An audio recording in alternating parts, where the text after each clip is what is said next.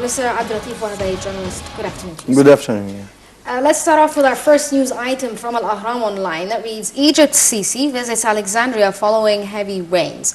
The news item itself reads, President Abdel Fattah Sisi made a surprise visit to Alexandria on Sunday to check on the efforts to tackle the sewage crisis following heavy rainfall that has devastated the country's second largest city.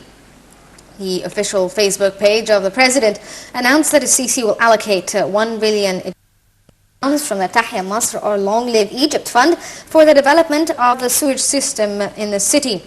During his visit, Sisi also ordered compensation for farmers whose lands have been flooded. Heavy rains in recent weeks have caused major street flooding in Alexandria and other northern cities, killing a number of people. It had also led to the resignation of Alexandria's governor, Hani Misiri. In early October, Misiri had reportedly argued that the city had not undergone any infrastructure development projects in 15 years. What do you think of the visit itself? What's the significance of President Abdel Fattah Sisi? Yeah, of course it is important to visit to Alexandria to see what happened on ground.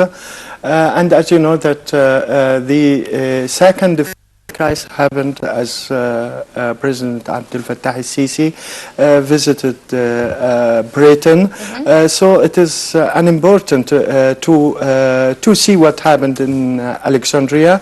And as you know, at the same time, he quickly approved 1 billion Egyptian pound to fix the main infrastructures of Alexandria, and also to amend or to compensate the farmers in some area, especially after their land flooded and so on. I think on the other hand,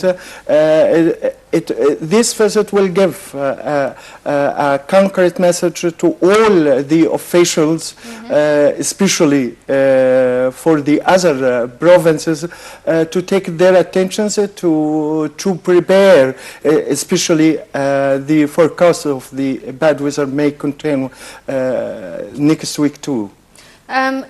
Will there be a proper investigation as into what happened and why the streets of Alexandria got flooded so badly? As you know that Prime Minister Sharif Ismail attended and held a mini meeting in country and El Bahira, but you know that we have to take into consideration the recent changes in climate, not only in Egypt but also in the Middle East and all over the world. As you know that the initial investigation shows that the main infrastructures of some provinces are not completely ready to deal with such a natural crisis. But will anyone actually be held accountable for this negligence of the sewage systems? Yeah. And as you know, in the first phase of the crisis in Alexandria, I think the prime ministers and all the authorities referred many officials, especially in the sanitary systems and so on, and some private companies that took part in funding and in building the infrastructures to the court.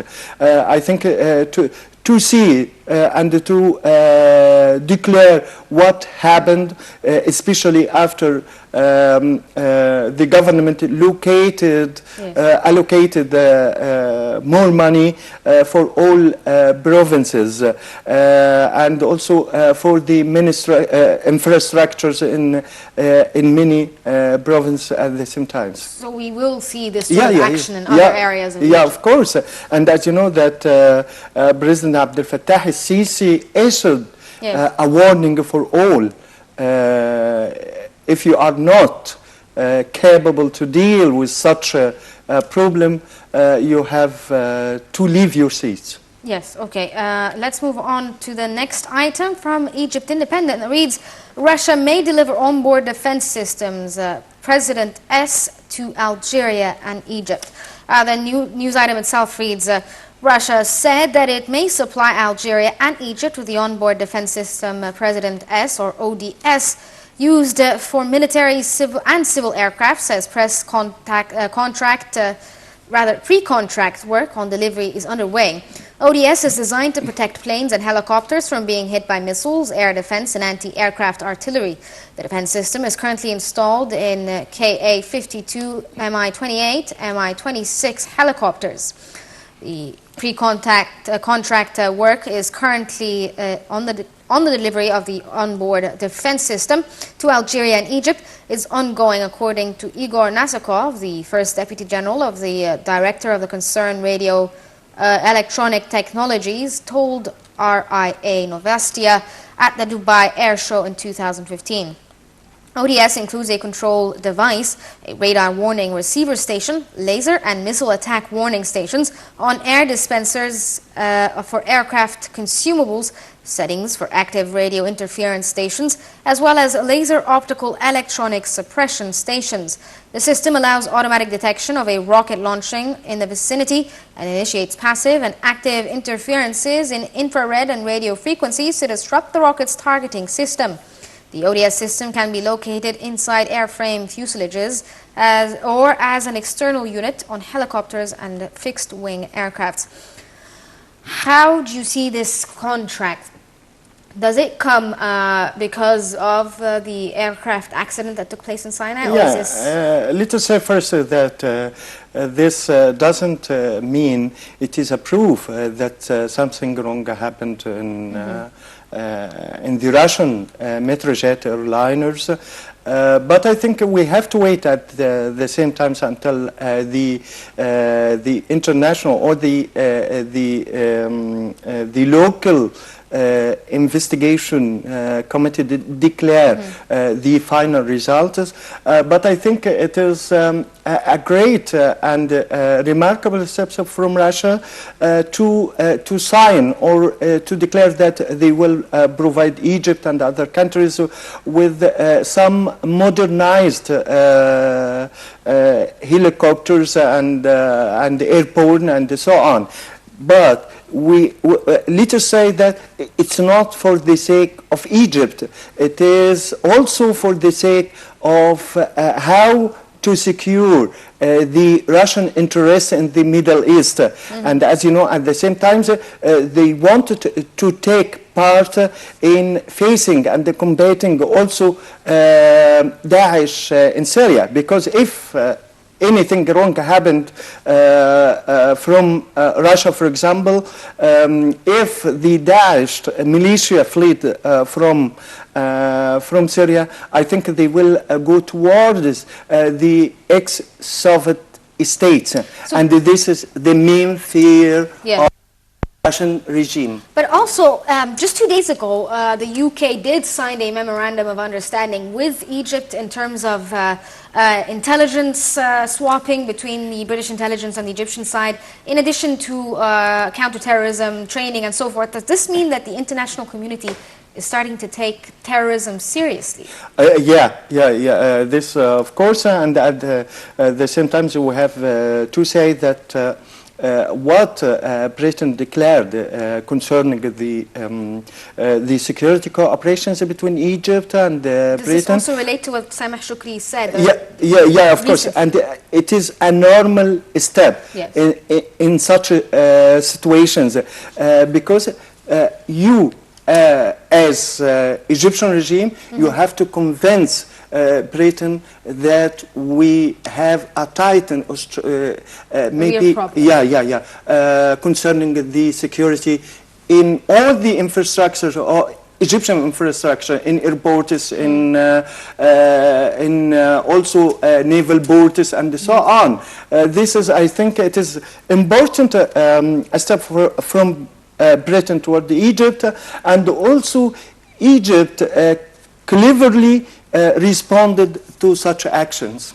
Okay, let's move on to the next item from the New York Times. It reads, Netanyahu-Obama poised for first talks since Iran deal. The news item itself reads, Israeli Prime Minister Benjamin Netanyahu met U.S. President Barack Obama in Washington in a bid to thaw frosty personal ties, turn the page on the deal and talk defense. The White House meeting will be closely watched in particular because it marks the first encounter by the two presidents since October 2014. Since then, Washington and other world powers reached a landmark nuclear accord with Tehran in the move Israel strictly opposed. In the wake of the July agreement, the relationship between Netanyahu and Obama, who no longer bother to hide the extent of their differences, has only deteriorated further. Matters between the two have been tense for some time. And in March, Netanyahu, chief of the right-wing Likud party, traveled to the U.S. Capitol to court Republicans, Obama's political opponents, and addressed Congress, much to the displeasure of the White House. How do you see the U.S.-Israeli relations right now? Is there a chance of improvement? Yeah, of course, as you know that Netanyahu will visit the White House.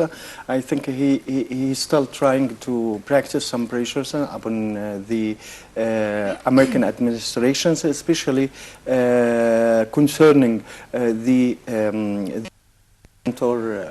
reached or the international agreement with Iran, and also to urge Obama to take some steps or maybe forced steps in Syria at the same time, especially as you know that Netanyahu is trying to face some members of Hezbollah penetrated in Syria. He is still has many different problems on the border with Syria, and at the same time, as you know, that Netanyahu is also in a difficult position, especially after the increase of or the increasing of the attacks from the Palestinian against against the aggressions of the Israeli soldiers. At the same time, I think he is trying to deliver a message and to play again on what so-called the conversations or resuming negotiations with the Palestinians. But the upcoming U.S. presidential elections, they're coming up soon in 2016. Will this change the relationship? In administrations or? Yes, because the administration will obviously change because Obama's term ends. Will this change the relationship between the Israeli side and the Americans? Will it improve relations, for instance? And how will that also affect the Iranian side? Yeah, of course. But I think, as you know, that they reached a final deal with Iran. Yes. Any coming new president will cannot come back. Yeah, of course, because it is witnessed and signed from the international community, and also patronized from the United Nations and so on. But I think Netanyahu at the same time is paving the way for a new talks with the coming president. He knows that he knows exactly that Obama were in the rest. I mean, the rest of the next few months. A few months can't do or much for the Israelis. Okay, well, let's take a short break and then get back to the news items that we have.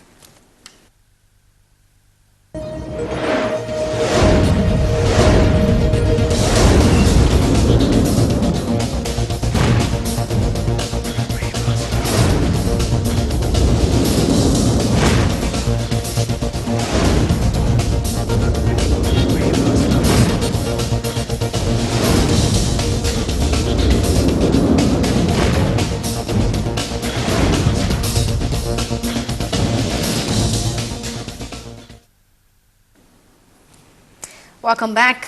We go back to the news items that we have. The first item we have now is a Daily Star of Lebanon that reads, Palestinian man killed after owns 3 settlers. The news item itself reads, a Palestinian man was killed by Israeli fire after ramming 3 Israeli settlers with a car in the occupied West Bank city of Nablus. The settlers were wounded from both the Israeli forces' fire and the car attack and were taken to the hospital for treatment.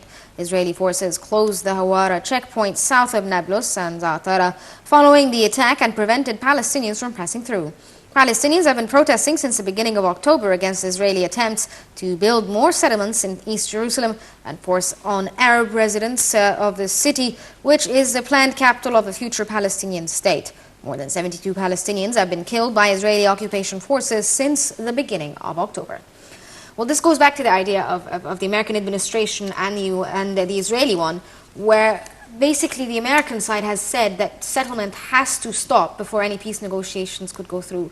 Why are the Israelis so adamant about creating more settlements instead of pausing? As you know, that this is, we can say that it is the open door policy, Yes. but another policy in the closed doors. Yes. The American declared their criticism for the Israeli cabinet for expansions of the settlements, and on the other hand, I mean the Israeli cabinet took steps on ground in building these settlements until it becomes a reality on the ground. Yes. And this, of course, but all the international community in hard times or in great problems, especially this may makes some difficulties in futures. Yes. If we are trying to reach a final solutions between the Israelis and the Palestinians. As you know that Israel at the same time they talk the settlements in the Arab land and so on as a protective area for their dominations. Yes. But then again, the Israeli administration that is on the ground right now is actually, in fact, Netanyahu was caught saying that the Palestinians are the actual cause of chaos. Why isn't the international community taking action against him? I mean, we've seen action towards, for instance, people in Myanmar when they got attacked by the Rohingya Muslims, for instance. Why isn't this being done in Palestine and Palestinians? We are accustomed on the international policy toward Israel, as you know, since 1948. There's no backlash at all. The United Nations itself and the Security Council and so on issued many decrees against Israel, but no one of these decrees is implemented till now. This is what Israel depends upon it, especially in their confrontations with the Palestinians. Okay, let's move on to the next item from the Gulf today that reads, Gulf states, BRICS should do more for Syrian refugees, according to the U.S. The news item itself reads, a senior U.S. official said that Gulf Arab states such as Saudi Arabia and Qatar, as well as the so-called BRICS and emerging market nations, should do more to help the Syrian refugees. The official said that Gulf states such as Kuwait and the United Arab Emirates contributed strongly for refugees, while others, such as Saudi Arabia and Qatar, could do more. She added that some Gulf states' contributions for the refugees varied from year to year, and that she would like to see the efforts better integrated into the international humanitarian system. None of the 6 states of the Gulf Cooperation Council, Saudi Arabia, Oman, United Arab Emirates, Kuwait, Bahrain, and Qatar, had signed the UN Convention on Refugees, which has governed international law on asylum since World War II. What do you think of this statement? Why are they criticizing the Gulf states when they're not even allowing refugees into their own land? Yeah, of course, but as you know that Saudi Arabia and the many Gulf states hosted before the Syrian crisis or before the Syrian wars, they hosted a mini Syrian. I think at last 2 years, they hosted at the same time many Syrian refugees, especially Saudi Arabia, for example, and also United Arab Emirates, and they presented maybe a monthly help for Syrian refugees in their lands and also outside in some European countries. I think that they are trying now, as you know, that some European countries trying to use the Syrian the Syrian crisis as a political paper to play with the Arab countries. Yes. I mean, in the Middle East. But what about the Arab League? Why aren't they sort of putting in more action? As you know that, this depends upon the budget itself. Yes. Upon the budget, how to find a fund to finance all the Syrians in any place, not only in the Arab But at least countries. to come with a resolution whereby the Arab states say that we will be taking a percentage of refugees, for instance, within these certain countries. Why aren't there resolutions to discuss taking in refugees? Of course. Until now, they are afraid from some demographic changes in Syria, especially now, as you know, that the Arab presidents and the Arab regimes didn't have confidence if they reached a solutions in Syria, if they reached, a settlement in Syria, for example, how can they get the Syrian to their homeland? Okay, well, sir, unfortunately, we ran out of time. So, Mr. Abdellatif Wahba, a journalist, thank you so much for joining us this afternoon. Thank you. This brings us to the end of this episode of World Today, but stay tuned for more updates on Nile TV.